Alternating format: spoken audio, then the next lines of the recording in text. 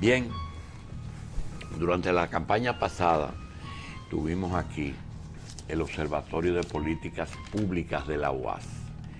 Nosotros le hemos pedido a Edwin Croes y a Fernando Peña que vengan a hablar de un tema, y es el tema de uno de los famosos pactos que no se han materializado. Se trata del pacto eléctrico. Vamos a hablar con Fernando y con Edwin a ver si ellos tienen alguna propuesta para un pacto eléctrico, dejando tranquilo a Celso porque ya Celso no está, a Radamés Segura porque no está, y al Acuerdo de Madrid, ¿verdad, Machi? Bueno. Que tampoco está. Bienvenido, señor Croes. Bienvenido a ustedes Fernando. También. Cuéntanos, ¿hay una propuesta? Doctor, decir las cosas en Revista 110 ayuda, en nuestro caso, un poco al alma, porque hace bastante rato que no teníamos la oportunidad de estar presentes. Y hacerlo ahora nos ayuda muchísimo porque da la oportunidad de que quienes siguen, como es hace bastante tiempo la revista, unan las opiniones y nuestros análisis de periodos anteriores con este ahora. Durante mucho rato estuvimos aquí dialogando cada semana sobre el tema de los pactos y sobre los contenidos de la constitución vigente en el país, la de 2010, que justamente hablaba de 3 pactos: del fiscal, del educativo y del eléctrico. Aquí nunca se atendió el orden en que debía situarse la significación y el impacto de estos en la vida de la República Dominicana. Y se hizo siempre un manejo politiquero a tal punto de que llegado no solo el gobierno de Danilo Medina, sino además alcanzado ya de alguna forma su madurez como gobierno, por el tiempo que lleva en ejercicio, no se ha logrado ser coherente y cumplir la ley en ninguno de los 3 casos. Te recordará las discusiones sobre el tema fiscal, todo lo que incluyó todo el proceso del CES, y finalmente cómo esto fue abortado por el gobierno y terminó en el Congreso Nacional produciendo un paquetazo. Se violó la ley, se terminaron los plazos, y no solo pasó con eso, sino que ahora, en un problema que es fundamental para la economía nacional, también se ha violado el plazo, se desbordó las obligaciones de ley para la formulación del pacto eléctrico. Atendiendo a esto, desde el observatorio, continuamos desarrollando nuestra política de reflexión y nuestro esfuerzo de análisis de las políticas públicas y de lo que hace el gobierno. Bien. Y ahora llegamos justo a plantear una discusión, como obliga la ley y como necesita el país, sobre un tema fundamental para la economía, que es el pacto eléctrico, y acabamos de concluir recientemente una jornada científica sobre el mismo, que ha concluido en una discusión en la que han participado decenas de organizaciones de la sociedad civil, organizaciones populares, grupos comunitarios y entidades incluso empresariales, que participaron de esa jornada para hacer un análisis del problema eléctrico, de la crisis eléctrica y de las posibles alternativas y soluciones, para estimular la construcción de una propuesta de pacto que, en el caso de la iniciativa del Observatorio de Políticas Públicas y de otras entidades que lo han coauspiciado, terminará presentando en los próximos días, la próxima semana, en la responsabilidad directa del rector de la UAS, al gobierno, al CES, a todo el mundo, al país, a la nación, una propuesta de pacto eléctrico que hasta ahora es exactamente la única que se ha discutido, y que, bueno, igual no podemos nosotros presentar porque es una responsabilidad justo del rector de la UAS. Mira, no podemos presentarla, antes de entrar, pero podemos enseñar que ya es un libro, ya está. Ya tiene la portada, por lo Ya menos. tiene la portada, su lomo, Sí, encuadernación y esa todo. cosa. Lo que quería decirte es lo siguiente, y quiero que me regalen 2 minutos, porque posiblemente se inicie un proceso de activación del observatorio, por lo menos a través de las revistas, con algunos temas. Pero yo quisiera aclarar algo, como la persona que coproduce este espacio. Y es lo siguiente, mucha gente no conoce que Fernando Peña y yo desde hace muchos años somos amigos. No pertenecemos a las mismas organizaciones políticas, pero Fernando Peña es un amigo del que yo me siento muy orgulloso porque tiene una capacidad extraordinaria. Yo tengo algunas figuras que yo admiro y a veces creo que la envidio, ¿verdad? En el orden intelectual, José Cuello y Federico Enrique, yo quisiera ser como ellos. En el orden de periodismo, a veces disfrazado y a veces no, yo tengo mucha admiración por Fausto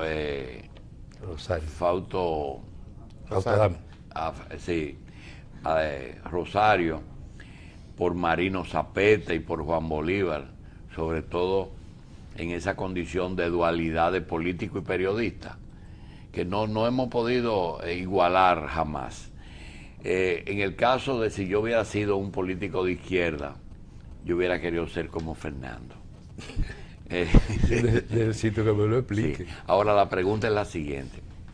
Como vamos a iniciar el proyecto de el pacto eléctrico, yo quería preguntarle algo con la sinceridad que siempre hemos hablado. En el 2012 nosotros tuvimos una serie de presentaciones que, independientemente de que plantearon cosas en diferentes áreas, se vio, se notó que las participaciones estaban dirigidas a darle una manito al candidato de oposición, como algo, una ayudita colateral al candidato de oposición, no justamente. Y como es un observatorio de políticas públicas, el que salió perdiendo pues siempre fue el gobierno, pero de paso le dio una manito, porque en política siempre que usted dice algo, alguien se beneficia y alguien se perjudica, pero siempre se benefició el candidato de oposición.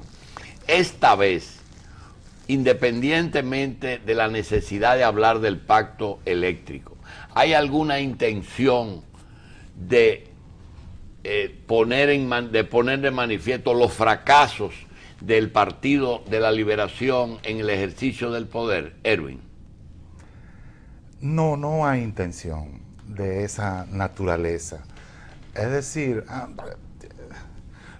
si uno habla del sector eléctrico por default, ¿ya? No por intención, no por objetivo, no por visión, sino por default, porque ha sido el partido que después de la reforma eléctrica trascendental que transformó el sector en 1998, con la capitalización, privatización, pues es el partido que ha estado más tiempo en el poder.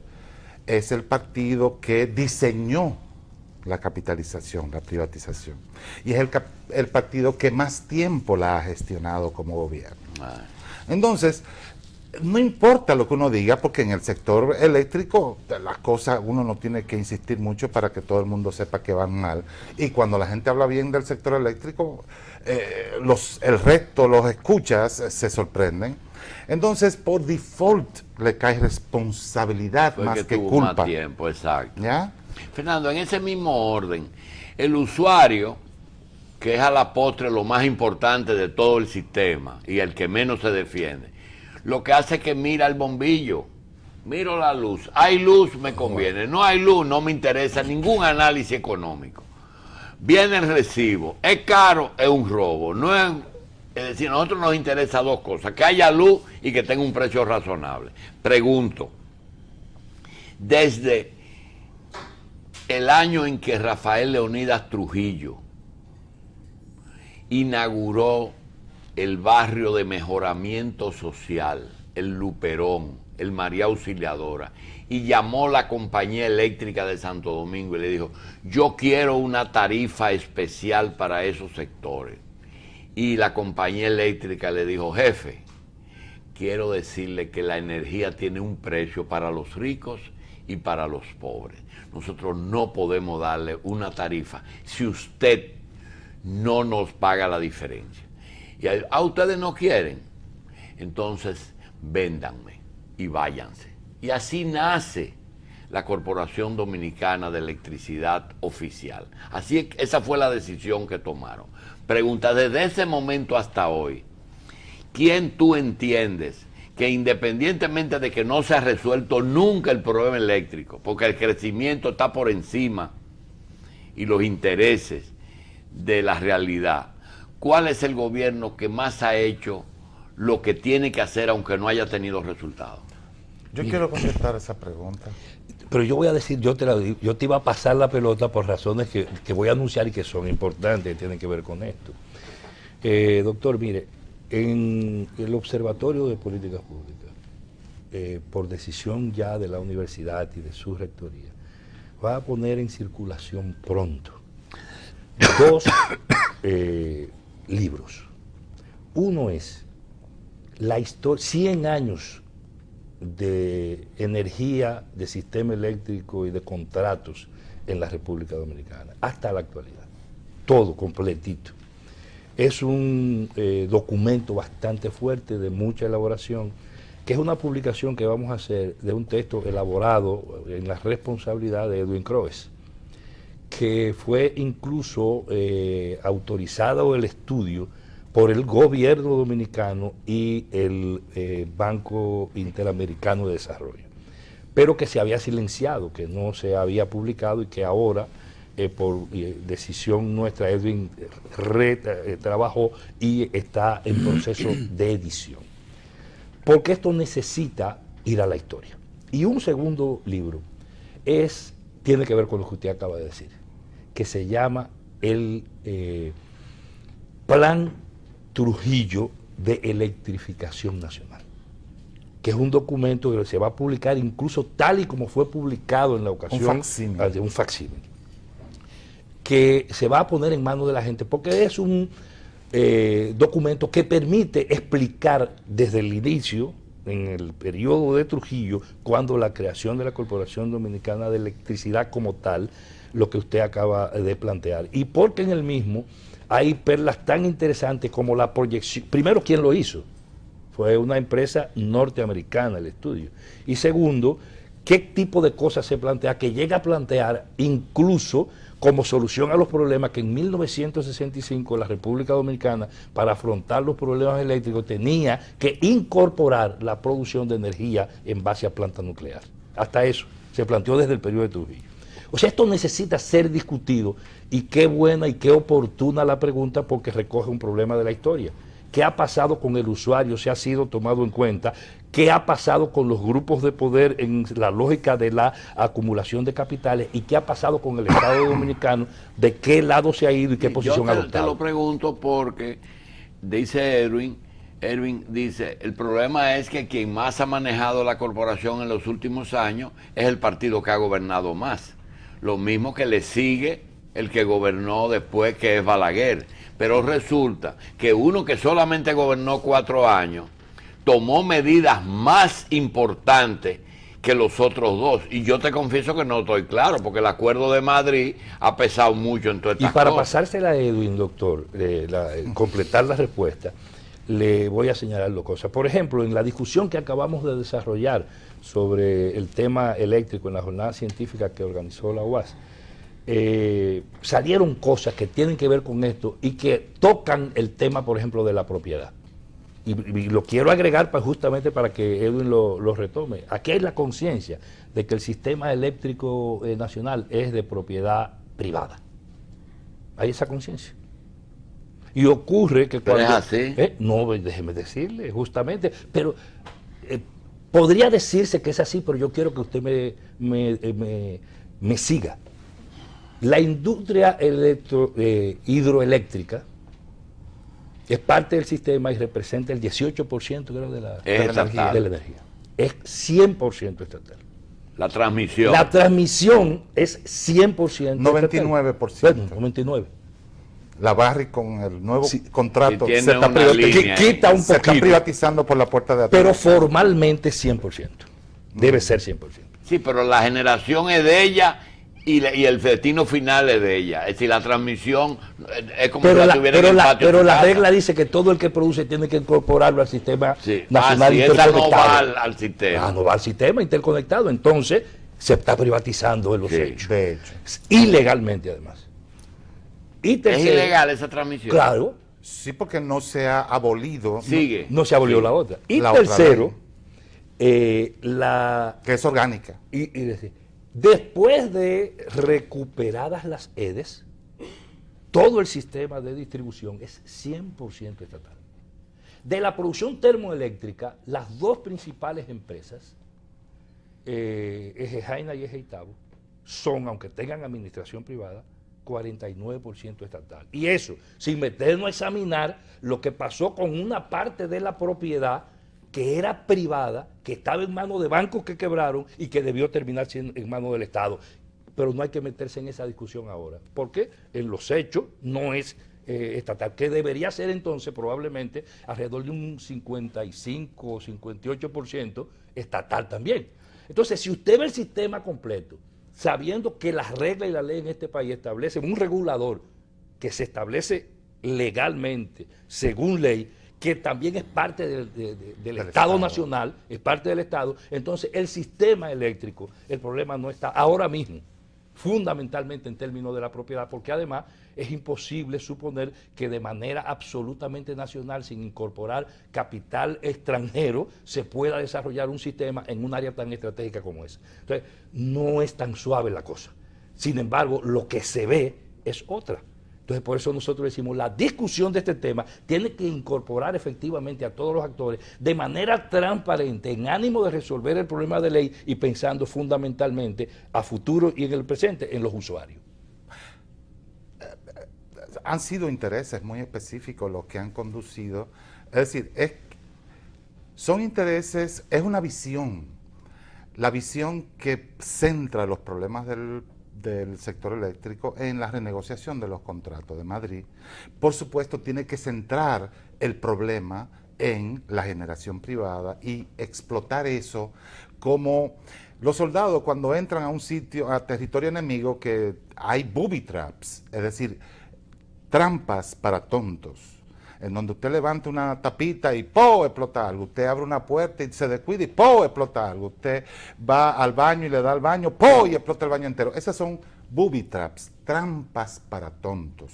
Y precisamente uno de los desafíos más importantes que tuvimos para discutir con las cerca de 30 organizaciones de la sociedad civil fue el punto de partida. ¿De quién? ¿Cuál es el régimen de propiedad preponderante de quiénes son las empresas eléctricas en República Dominicana?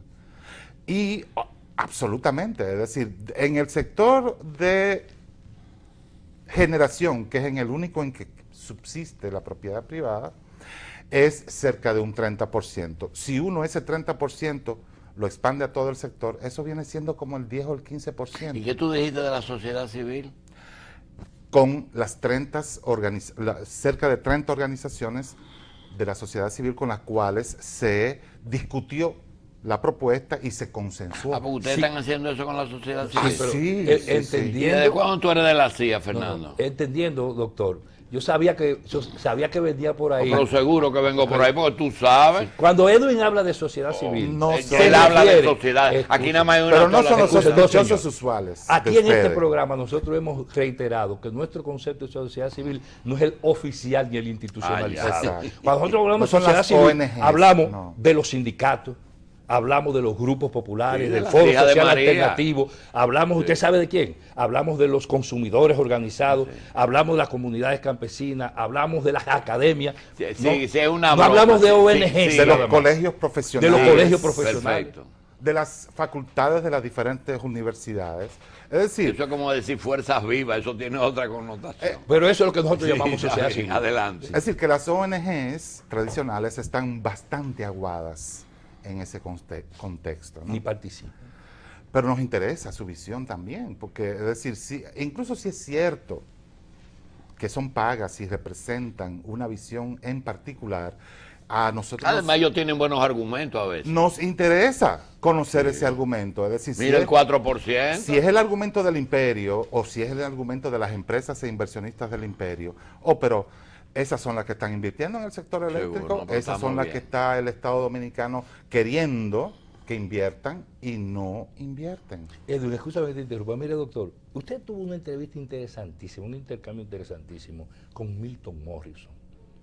Yo me lo deleité, se lo confieso, porque la discusión del tema eléctrico con la Asociación Dominicana de la Industria Eléctrica, con la ADIE, es interesante. Milton Morrison, en la jornada científica, a nombre de la ADIE, hizo y saludó el proceso de discusión. Incluso hizo una exposición interesantísima allá en la universidad, en el Paraninfo de la Facultad de Economía, que fue donde se desarrolló las actividades plenarias del seminario, de uno de los seminarios. Y al intervenir en esto, nosotros lo que insistíamos era, aquí hay que redescubrir los actores que tienen que discutir los pactos. No, está bien, el asunto del señalamiento político, te pido excusa, lo que pasa es que tengo tan fresco la primera página del periódico El País de hoy, que veo que Inglaterra y Estados Unidos se retiran le retiran el apoyo a los rebeldes sirios. Digo yo, se dieron cuenta. Pero aquí tenemos rebeldes sirios también, por si tú no lo sabes. Pero volviendo a República Dominicana y al tema tan interesante histórico que usted preguntaba de cuál ha sido la ¿Cuál gobierno ha sido el que más ha acertado? Para mí, todo el que analiza la historia del sector eléctrico, y yo dediqué 4 años a eso, no hay duda de que fue la administración. César Sánchez, ¿verdad? No, Antonio Guzmán. Es decir, en el Pero ese era otro país. No era otro país. Ese era otro país. Fue que comenzaron a traer los ejes torcidos de Pero Gustavo usted II. comenzó en Trujillo y terminó ahora, y Antonio Guzmán está en ese pero proceso. está bien, Antonio Guzmán. ¿Cuál es la única generación de carbón que existe en este momento? Itabo. Y la que se terminó. ¿Cuál es la única de carbón? Itabo, es Itabo. Itabo tiene carbón. Sí. Y Barahona, una plantica de 40 megavatios, que en aquel periodo también fue que se inició con colaboración del gobierno de Venezuela, el Petrocaribe de antes, el acuerdo de San José. Fue el periodo en donde se hicieron las Itabo, fue el periodo en donde se transformó la matriz, es decir, y se hizo. Y fue donde se complementaron los monstruos de presas que había hecho Balaguer, fueron complementados. El proyecto Tavera, que necesitaba su Tavera Bao, necesitaba su Angostura, necesitaba presas de montaña, para toda la cuenca hacer un aprovechamiento integral. Se crea la Comisión Nacional de Energía, que es lo que está tratando de hacer ahora la Comisión Nacional de Energía. Todo lo de la energía renovable. Aquella vez. ¿Y en qué momento fue que los Minas, las Itabo, todo el parque de Jaina, se privatizó 50-50? En el 98. 1998. El desastre eléctrico comenzó en realidad, porque en ese momento además, Antonio Guzmán dio la libertad para que la CDE ajustara las tarifas, porque acuérdense, veníamos del impacto del shock petrolero del 73 y del 79, y ahí ya era absolutamente claro que la tarifa de la energía eléctrica había que cambiarla, porque estaba pasando lo mismo que está pasando ahora, que el subsidio se estaba comiendo, la transferencia a la CDE se estaban comiendo todo, y ahí es que se toman las grandes decisiones. Creación de entidad estatal para comenzar la energía renovable, cambio de la matriz eléctrica y autorización para la flexibilización de la tarifa por parte de la CDE, es decir, despolitizando la tarifa, ¿ya? Entonces, para mí es un momento estelar, es el momento ya yo entendí. Estelar. Paniagua con Antonio Guzmán. Ahora, del 96 a esta fecha, ¿qué es lo más significativo para ti? El rediseño, el cambio de la estructura de propiedad del sector eléctrico y su cambio institucional, es decir, en donde se manda el mensaje y se dan las acciones para que el sector privado sea el que invierta en la generación térmica y en aquel momento en la distribución también, mientras el Estado se queda con lo que entiende estratégico, que son 1, hidroelectricidad, 2, transmisión y 3, la normativa y regulación del mercado. Entonces, ¿a qué se debe que se revierta el proceso de comercialización y las devuelven al Estado? Mal diseño de los contratos. Pero fue un contrato, la falla tuvo en el origen o en el camino. En el origen, sobre todo en el origen, es decir, los contratos originales. Es decir, lo que hizo eran, la CREP no fue lo correcto. No eran sostenibles, es decir, fue entendible la idea de que para tú atraer inversión extranjera, sobre todo en generación,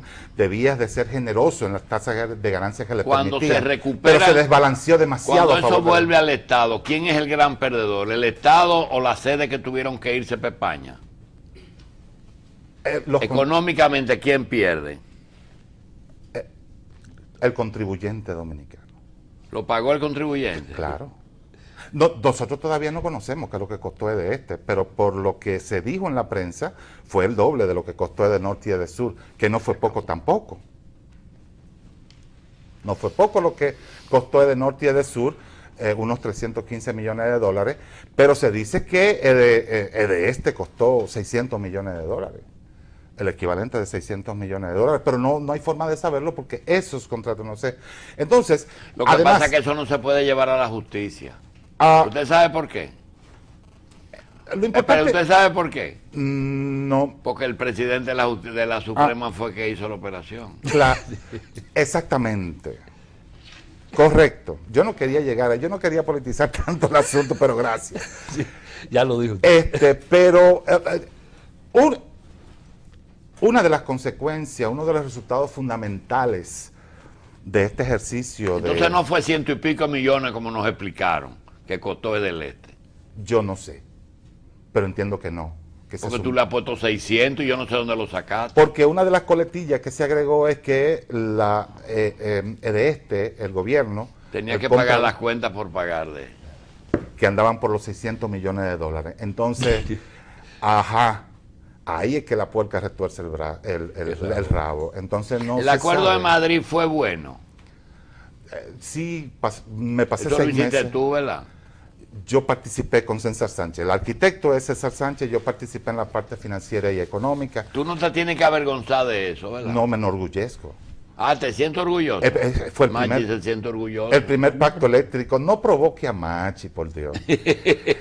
Uno de los resultados más importantes de este proceso de concertación para la propuesta de pacto eléctrico es que se ha cambiado el foco de atención y de crítica al sector, en el sector. De la famosa cacareadera de la renegociación de unos contratos de Madrid, precisamente, se ha quedado claro que el problema fundamental es la ineficiencia en la gestión de las EDES. Es el hueco, es el gran hueco negro en este momento. Y no es un problema financiero. Precisamente. Pero no es ineficiencia, es un problema de costo. No, eso fuera verdad. Si los precios a que hay ineficiencia.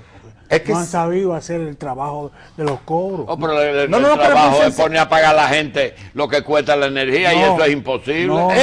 La gente está pagando, es decir, el precio, eso fue una de las grandes sorpresas. Los 100 millones que busca el Estado. Ese es uno de los hallazgos de nuestra discusión. ¿Cómo? Uno de los hallazgos de nuestra discusión es ese.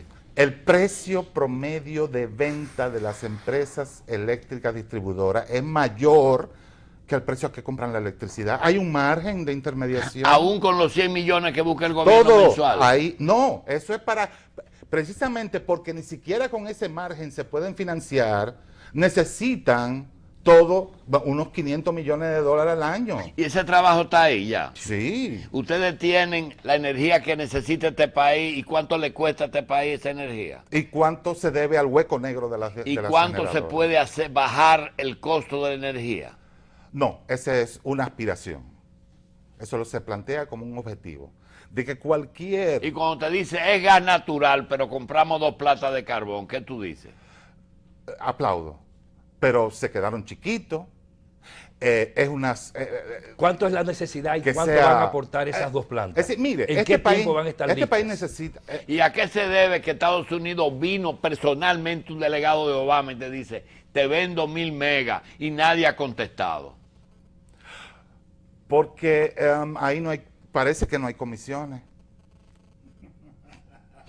Ah, es que no me interesa.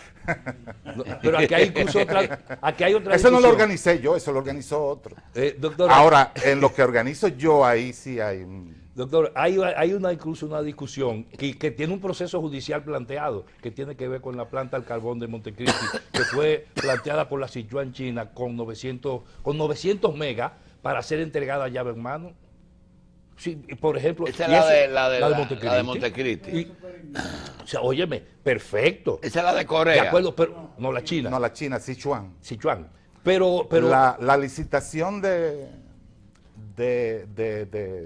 su amigo, el prócer del sector eléctrico, no Marrancini, el anterior.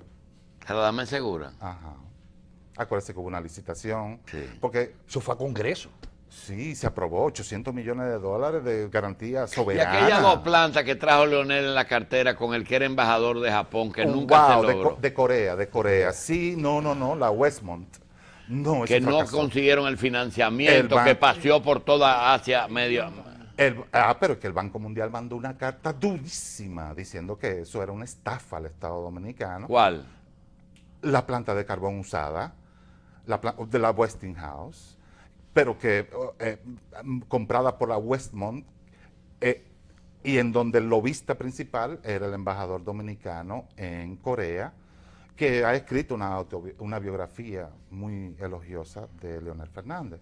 Ah, ya. Por suerte el Banco Mundial se metió y dijo, no señores, es decir, eso no, por favor no hagan eso. Va a salir muchas cosas en estas discusiones. ¿Te acuerdas de la Houston? Ajá. De los minas. No se El Banco metió. Mundial no se metió. Desgraciadamente. Bien, señores, la exposición no se terminó el tiempo. Fernando Peña, Edwin Croes, gracias por estar aquí.